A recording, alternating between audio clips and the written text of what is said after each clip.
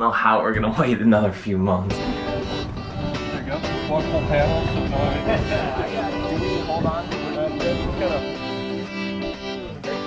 how's it feel? Not great yet, but it will.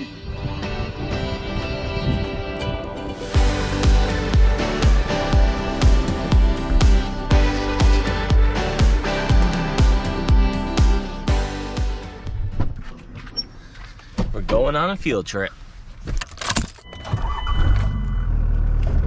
So I got a call from our friend Scott a few weeks ago. If you guys watch our videos consistently, you know Scott. He was the one who did the Corsair Nationals with us in Sarasota. So Scott's gonna be in town, and with our other friend Rob, who we met at the Annapolis Boat Show a few years ago, both from Wright Yacht Sales up in Seattle, they're flying into town here in Florida because they are commissioning a brand new Seawind, and they asked if we were around, and we are around for another week or so probably, and they asked if we wanted to come check it out, maybe give them a hand and see what it's all about, commissioning a brand new catamaran.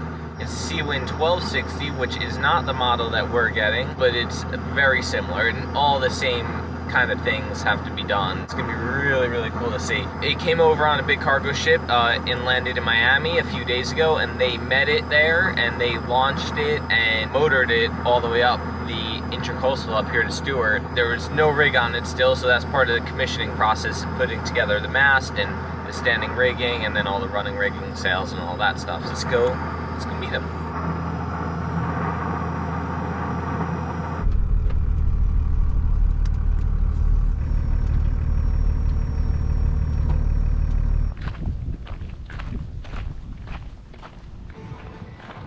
What's going on?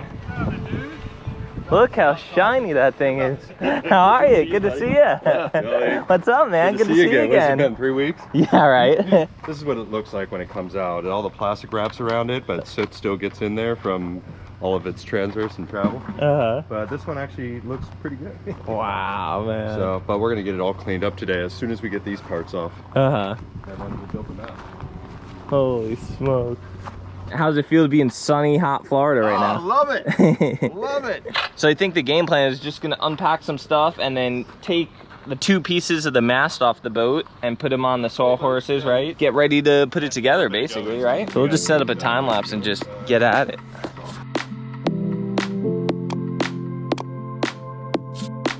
All right, so we're doing the forestay and roller furler system on it first. We're gonna connect them with these little, what do you call these? Like little splints or something? Upper bearing holders. It's all in French. So we put the first one in, slide it in, just like that, and then it twists. Oh, okay. So it locks on both sides. Both these parts slip right into place.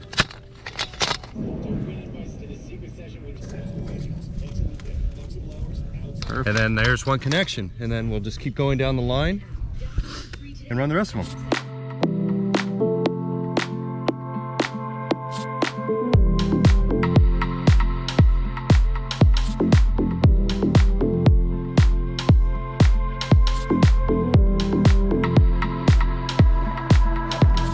All right, we just unpackaged the brand new mast, 2 pieces. So this one has mast steps all the way up to what, the first set of spreaders, or the spreaders? It's only a set of spreaders, but yeah, it has steps just going up to the spreaders. Yeah, that's it. That's an option, right? It's not. Yeah, it sure is. Yes, or you can, by standard, they'll always have 4 steps up here, so you'll be able to reach up to your gooseneck and up to the top of the sail bag. Right. So that's standard. Each step forward comes in different packages. We've had one guy actually do steps all the way up. That is an option, but the ones that I like are always the ones up at the head. Oh, just so you can stand up there when you're working? Yeah, instead of swinging around here and... Yeah, there's one right here on that side too.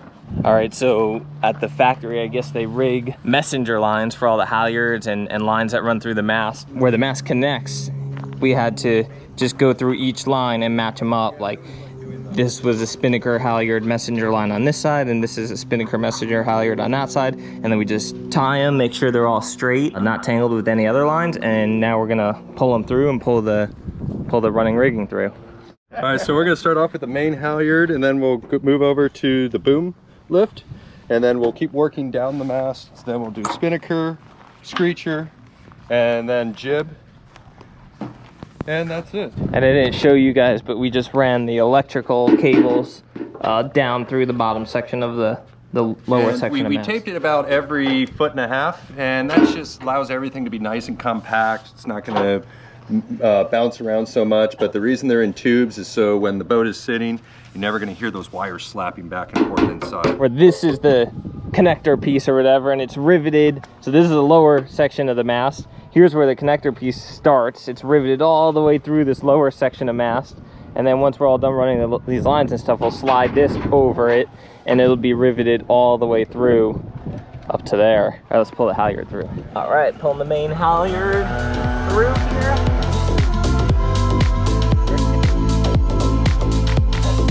And now the next step is we're putting it together. All right, that's good. A little bit closer this time. Yep, there you go. Very good. All right, go ahead.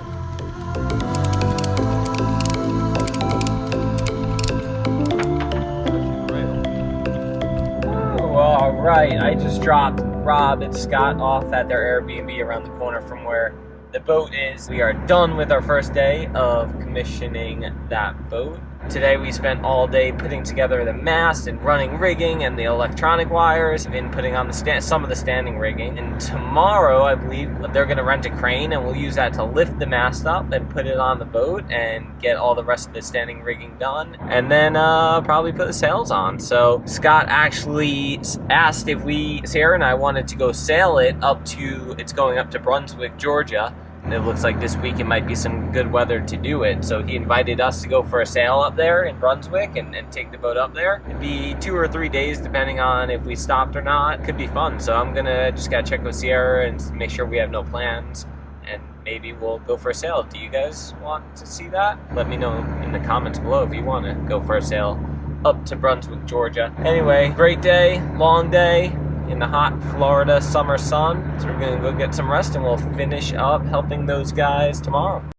All right, we're on our way back to the boatyard where we are helping put together the Seawind 1260, and Sierra's with us today. Yesterday I was on the computer, but today I am here and I'm excited to see this boat. Something I didn't mention yesterday is I didn't bring you guys. I did get to walk all around it and go inside, and man, it just got me so excited for our boat, which is coming in a few months. The 1260 for a 41-foot boat, it felt huge, like gigantic. Because the Adrenaline's 40, but a very different type of 40-foot boat. And only 20 foot wide compared to, what, 22 or 23 foot wide, which the 1260 is. And just completely different layout with the hulls. Now our boat's going to be 38 feet long by 22 feet wide, about 21 and a half, 22, something like that.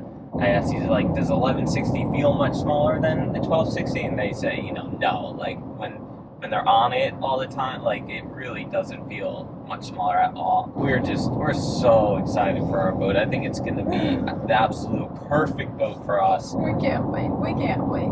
Another thing I didn't say yesterday is it was so cool helping these guys yesterday and, like, seeing what it's all about, commissioning a boat. Everything is, like, very straightforward. Like, it's pretty common sense about how things go together. Like, everything came from the factory very straightforward. Like, all the shrouds were exactly how long they needed to be, all the holes on the mast and everything lined up. The thing that these guys, like, you know, Scott and Rob really provide is just the knowledge of, like, how to put the things together smoothly and, you know, correctly and prevent problems in the future. Yeah, because they've done so many of these boats.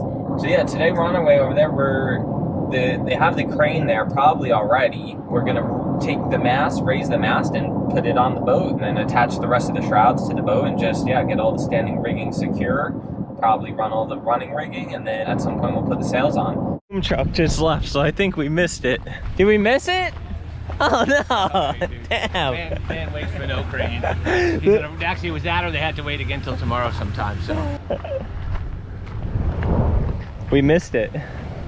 The boom truck came in, we wrapped it with carpet, we opened up the hook, strap and everything was ready to go for all the work we did previously. And it was really just such a sweet, simple whoop, drop it, like 15 minutes. Oh man. Yeah, still gotta do a bit of tuning. Yeah, that's what you're here for.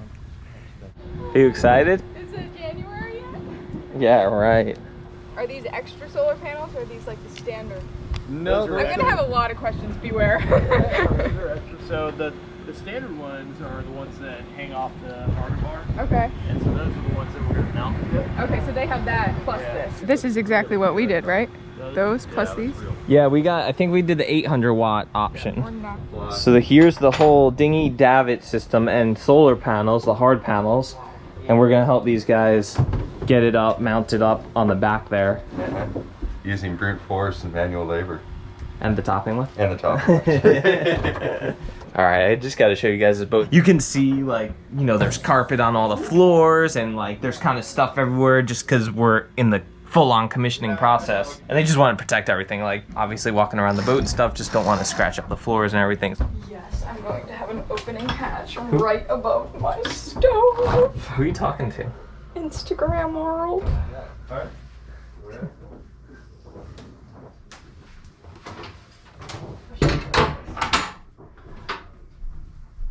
I don't not want a washing machine. On this washing machine. I'm sure they got it. Oh, they don't They have didn't it. get one. No, I didn't get one. Okay, so I also saw I that. can put you in touch with some folks who have them on their boats and can get their feedback. Oh, heck They yeah. all tend to really like them. Oh, I'm on that But they still have to hang Seawind dry. Facebook group. Oh, I'm happy hang drying. Just not ringing. All opinions on that group. And stuff. Oh, yeah. All opinions. So if we were getting a washing machine like Sierra wants, it would go down in here. Actually, the one I want actually goes in the medicine cabinet. Oh, it does? Forward of that head there, right up there. That's the option 1370 in the 1600s, so I'm hoping it's going to be an option for us. Well enough to know what the opportunities are and stuff. So here's all the sails down here. The master suite up here. It makes a ton of sense, and I've certainly asked. Storage forward. Oh my gosh, just so much storage. Probably storage under. No. It's always made sense there. Get on board. No, it's always presumed that it doesn't have a lot, but This is just, oh my god. I don't know how we're gonna wait another few months after seeing this again. After like we've been on the boats at the boat shows and stuff, Sierra continues to be excited about it, but I have been trying to put it out of my head. It's gonna drive me crazy being so dang excited and having to wait so long. Window right here in the head.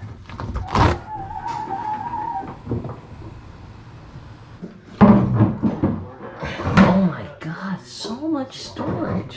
What do people put in the bilge right here? Just storage? no, not so much.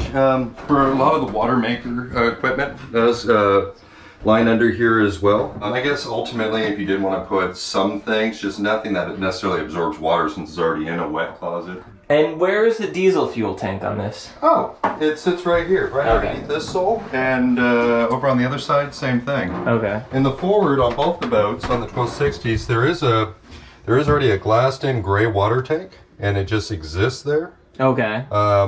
whether you use it or not. So And it's just simple valves to use it or not. no, actually, it's going to need a masquerator hooked up to it. It's going to need pipes ran to it. That's why it's an option to have it done. But it's always there. It just kind of lives there. So it's just there, but nothing hooked up. Like, Nothing hooked up to it, so unless you want it. I like the fact that it's expandable to having a gray water tank if it's ever needed. Like some places are super sensitive and like don't let you dump your gray water overboard. That's right. That's Okay. right. Great Barrier Reef. Are they pretty strict about it? Like, I know this much, that if it's an Australian boat, that they seem to require it. oh wow. Yeah, I've noticed that pretty much is everyone that's Australian We've done this color before. So it's more common than not there.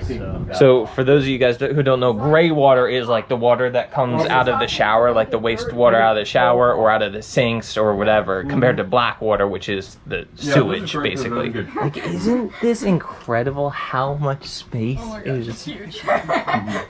It is insane. Mind you, we are just coming off the 28-foot boat, so now it feels Yeah, really like big. everything feels freaking nuts. We should go back on the 880 like a few weeks right before we get our boat. Yeah. And then if it ever starts to feel small again, we'll borrow the 880 again. All right, you guys ready to do some solar? Heck yeah. Rob, you pull with the winch? Yeah, I can do that. All right. That's fine. Lily, I'm gonna I'm put on you camera, actually duty. here in the. Ready?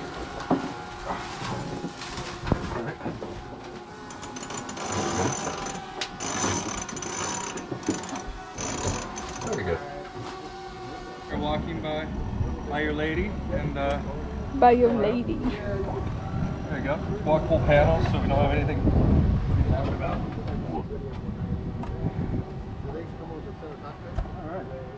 On, set it down. On the glass real quick. Move this rope. All right, Rob. Lower it down a little bit more. Do we hold on to Yeah, we just gotta hold here, but most of it. You're going to pivot on that underside here. I'm gonna let go of the top here. All right, Rob. And that's like, you ever go rock climbing and you're at the... That's good, right? All right, hold it right there. Yep. Right there. Okay. Or you could do like a lot of people, convert your starboard aft stateroom into just a gear room. Don't give him that idea. Shoot. Don't give him that idea, please.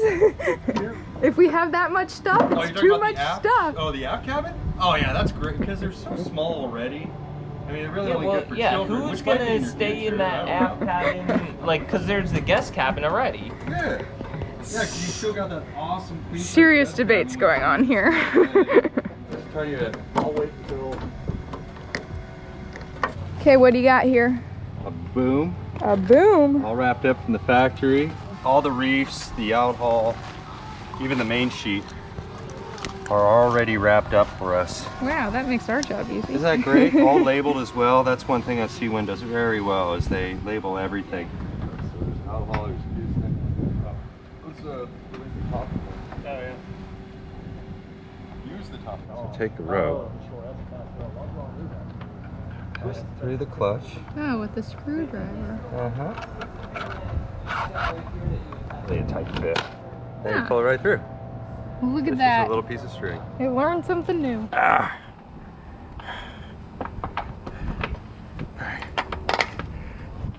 Yep. All set. I just Yeah, I'll make gonna sure run. it doesn't fly anywhere. See how we're putting it on? You want us to wait? No, you're good. All right. Which way do you want me to go? All right. Cool.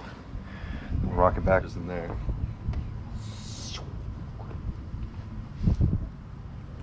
And you gotta get down here Yes, and we attach. do. What do you attach to there? The bridle. That's sitting Okay. right there. So I do that rock climbing thing where I just wrap my legs around the cross member. We could like connect a halyard to you like we did to the solar panel. a bosun's chair and hang you over. That's true.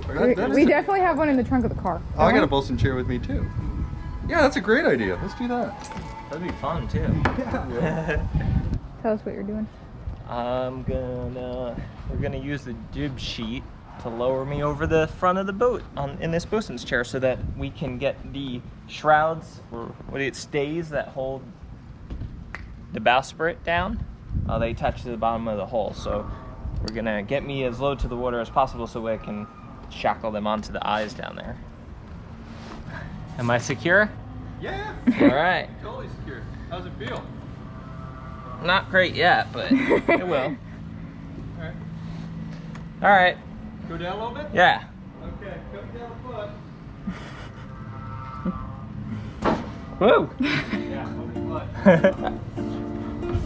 That's good. Right there? Yeah. Okay, lock her off.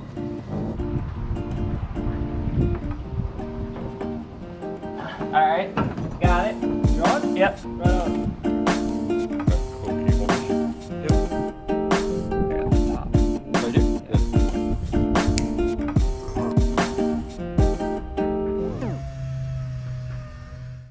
All right, it's day 3 of helping these guys put this boat together, and we just got most of the running rigging all ran.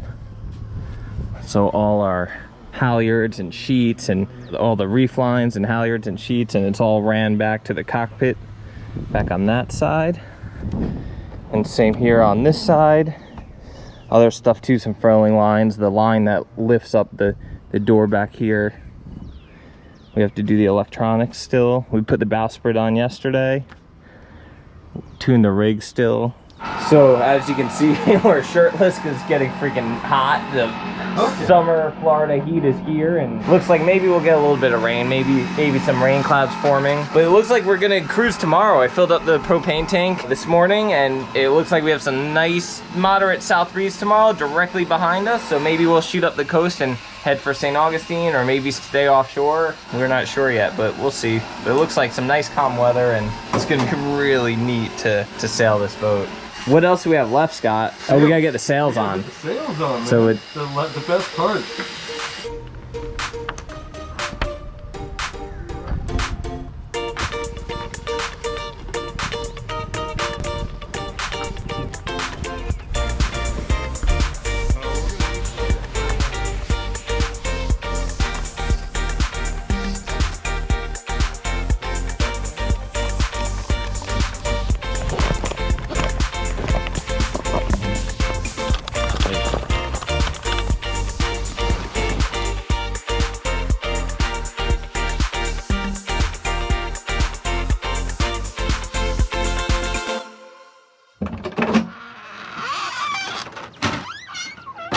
All right, Scott and I just did a provisioning run at the grocery store, and we're getting ready. We're almost there. We're gonna put the jib on and then probably do a bunch of other little stuff, and we'll be ready to go tomorrow morning. Just unpack the truck and get these groceries on the boat.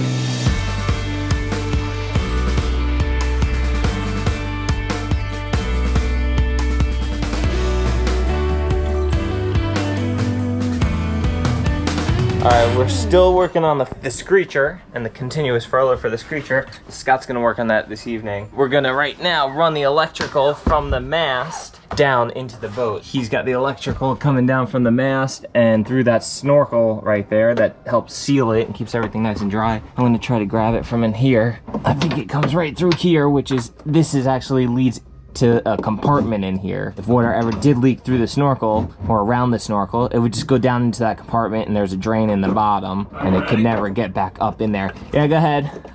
All right, we just pulled all the way through. Yep, all the way through. That's gonna be connected to more. So here is, the wires are inside the conduit, and then they come through this snorkel and then down into the deck, and he'll seal this really good with some 4200 or something, right? Right.